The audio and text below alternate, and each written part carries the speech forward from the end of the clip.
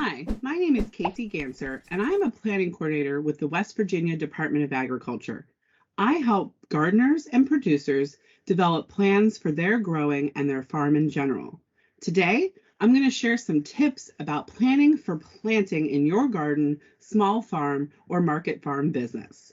I'm going to go ahead and share my screen and go off camera, and I hope you learn lots of new stuff about growing here in West Virginia. All right, as I said, I work for the West Virginia Department of Agriculture, and I work with small farmers here in the northern region. Today, we're going to talk about planning for planting. So the first question is, where on earth do I start with my garden plan?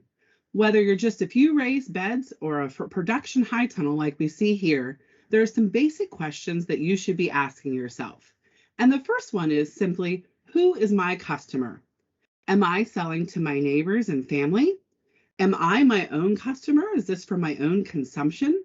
Is my customer at a farmer's market or maybe a wholesale buyer? Where am I going to sell this produce? Am I going to go to the farmer's market once a week? Are my customers going to come and pick up the produce on my farm? Am I going to have an on-farm stand that is self-serve? There are lots of options for how you're going to sell this product. And sometimes, most importantly, when we're planning our gardens, the when can be difficult to figure out. So traditionally, people want to have the first tomato on the market or the last one of the season. But if you're selling at a farmer's market or your sales outlet is not available in the early season, you want to adjust that growing plan. And then why? Am I growing this so I have healthy food for my family? Is it therapeutic for me to be growing? Am I sharing this with others? Is this a hobby business for some extra income? Is it a part-time business or maybe a goal of a full-time career? Understanding the who, where, when, and why will help you start your basic garden plan. And then it's time to get creative and know that a garden plan is not the same for anyone, and it looks different for every single person and every single farm. First of all, you're going to want to know what planting zone you're in. Here in West Virginia, most of us are in zone 6. Some of us at higher elevation fall into that zone 5. And there can be microclimates within our environment. Like I currently live very close to a creek, and that really has altered some of my planting times, and I have very limited daylight hours. So I have to adjust my plan accordingly. When you're looking at a seed packet, one number you always want to pay attention to is the number of days from seed to harvest. And this can change throughout the season. So let's say a bush bean. It normally says 60 days on the back of that packet. Well, by keeping really detailed records over the last few years, I've watched my bean crop rotation become shorter as the season goes on. When I plant in the early season, the ground is usually cooler and we have cooler nights. So therefore, those beans usually take the full 60, sometimes 65 days to grow. But I plant bush beans every 2 weeks throughout the season, all the way into August. And we've seen those same beans in the same location go from a 60 to 65 day from seed to harvest, all the way down to 49 days at the peak season in late July, early August, because the crop is warm in the day, at night, and it germinates faster. Succession planting, we hear a lot about this, and crop rotation, that one certain plant family needs to follow another. An additional way to look at crop rotation is succession planting of the same crop, like I do with green beans. We want to think about that healthy crop rotation. If you've planted something that is a heavy feeder, you want to follow it with something that is complementary and is not taking all those nutrients out of your soil. Your plan can be written, it can be pictures, it could be on an app or a piece of online software or in an Excel. You just want to do something that works for you and something that you're going to use. When I work with producers, I also most times start with an Excel plan. Whether or not they want to use it, I help it to ask the right questions. Maybe when you're starting your seeds, where you're starting them, how many times you're going to plant a certain plant throughout the season. That picture down there at the bottom is how my husband likes to lay out our bed design. He's not a fan of Excel, so he does them in a handwritten single layout, which always includes the number of plants and the days they were planted on. If you're growing in a high tunnel or a low tunnel and you're looking at season extension, those early transplants sometimes can be very difficult to source because it's not the same time that you're seeing them at a Lowe's or a commercial place to buy plants. So you want to think about whether or not you're going to be starting those inside yourself. Are you going to have someone grow those for you?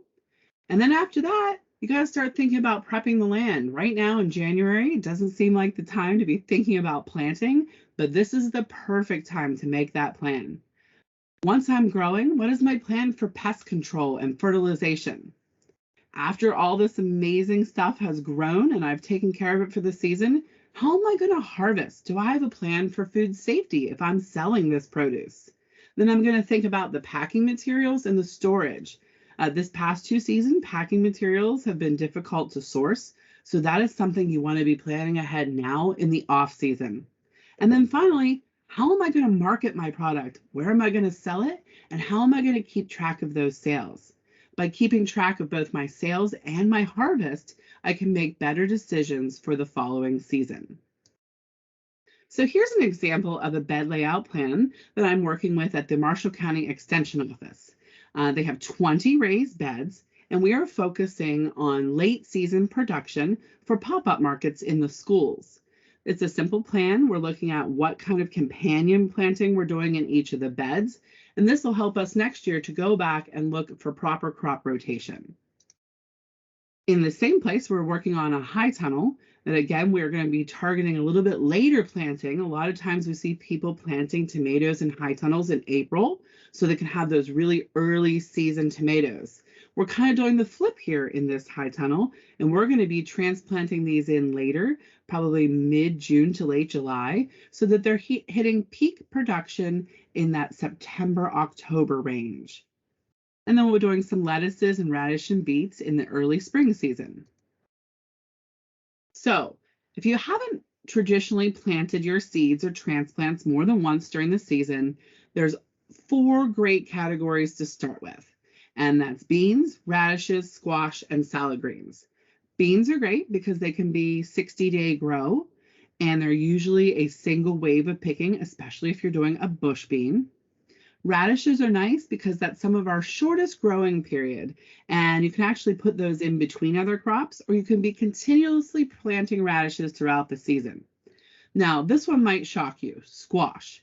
A lot of us think of zucchini and that kind of plant it once, transplant it out.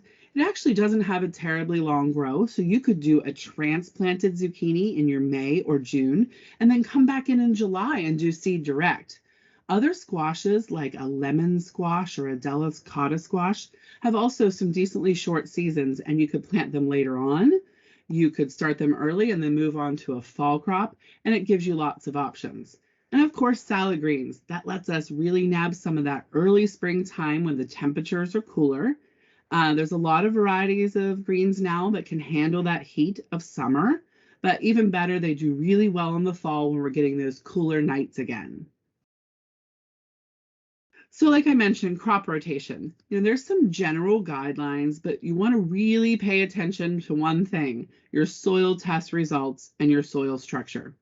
Now, once a year probably is not enough to get a soil test. I like to do a mid-season or late season test to see what has been happening throughout the season. You also want to take into consideration any previous disease issues. So when you're developing your plan, it might look like an Excel document that has a category for here's some pests and diseases I noticed in these plants, or you could simply have a note card for each plant, like a tomato card, a basil card, and you keep track of issues that you saw, maybe include some pictures and what you did to treat these issues. You need to think about past fertilizer uses and locations. We have a farm I work with who has come in after 20, 30 years of heavy corn production and is trying to grow some traditional garden crops without use of chemical intervention. And that's been very difficult because of the past fertilizer use in that area. And also you want to take notes of what's around you. What kind of plants are growing around you? There might be something like a black walnut tree near your tomatoes that's causing issues. You may be getting some overspray from a field that's near you. And of course, deer, rabbits, all those things. Where are they traveling? Where are they hitting the most? What crops are they going after? What do I want to protect the most for next season? Companion planting can be really exciting, especially if you're planting in a smaller, more compact space. So it can be more difficult to companion plant in big open row field crops. But if you're planting in a high tunnel or low tunnels or even raised beds, or even a small garden that's using rows but maybe more compact, companion planting can help you be a successful gardener. And it's exciting to see how plants can work together. So here's an example of a very happy tomato versus a very unhappy tomato because of the plants it is planted with. I like to use marigolds and other pollinators throughout my garden to deter certain insects and to attract the beneficial insects. There are lots of options for companion planting. Sometimes you can interplant perennials with annuals. It's really beautiful to see herbs and flowers interplanted with your crops. And it can also help with space saving, and it's covering up more bare soil, so you're getting less erosion also. So season extension, I know we hear a ton about high tunnels and greenhouses and all these things you can do to extend your season. Well, in 2020, we extended our season in a 75-foot bed there with no heat, nothing but medium weight row cover. You can see the snow on top of it. And we were able to take broccoli, cauliflower, Swiss chard, lettuce, calendula, and kale straight through 2020. Most of those were started in the spring, and we were still harvesting around Christmas time. So you don't need to spend a ton of money to work on a full season production plan.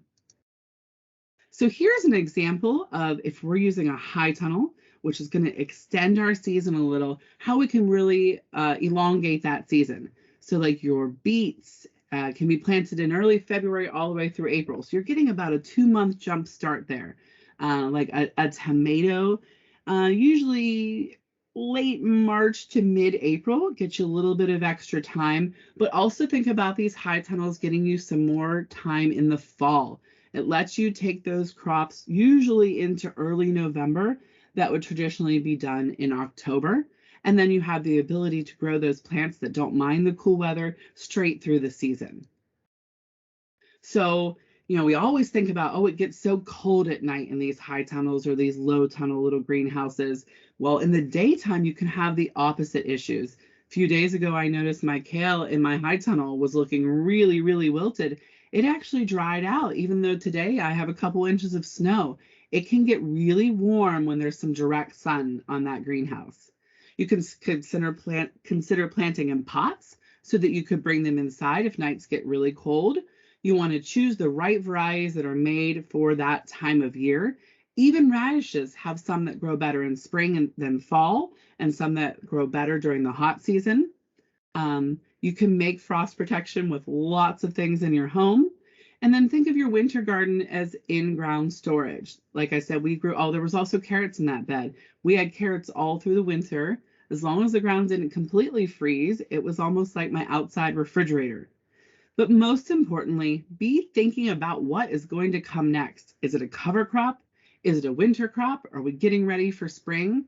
Always be thinking 1 or 2 plantings ahead. And most importantly, for your next season is what you'll learn during this season. Try test plots each season. Try growing something new or a different technique. If you've always put cucumbers on a trellis, try growing a bush variety and see if that works better for you. Think beyond just produce if you're selling. You could look into being a seedsman and selling seeds, value-added products, non-edibles, perennials. And remember that your time is valuable. Something a lot of people don't track is how much time it takes them to harvest or plant or trellis. Keeping track of that time helps you make decisions for the next year. And I know we are all busy, and sometimes a picture is much easier to get. And when you go back and look, it's worth 1,000 words. This is a picture here when I did some really heavy companion planting with tomatoes, peppers, marigolds, and basil. These did wonderful. I kept track of my harvest, and I now use this example often when I'm looking at really successful companion planting on a larger scale. If you are interested, please contact us at the West Virginia Department of Agriculture and we can do a follow-up production planning session. I'll send you a paper like this with some questions ahead of time so we can have some information to get started on creating a production plan that works for you. I hope this gave you some good intro information about how to develop your garden, and I hope you have successful planting for 2022. Please let me know if you have any questions. Here is my contact information. Thank you.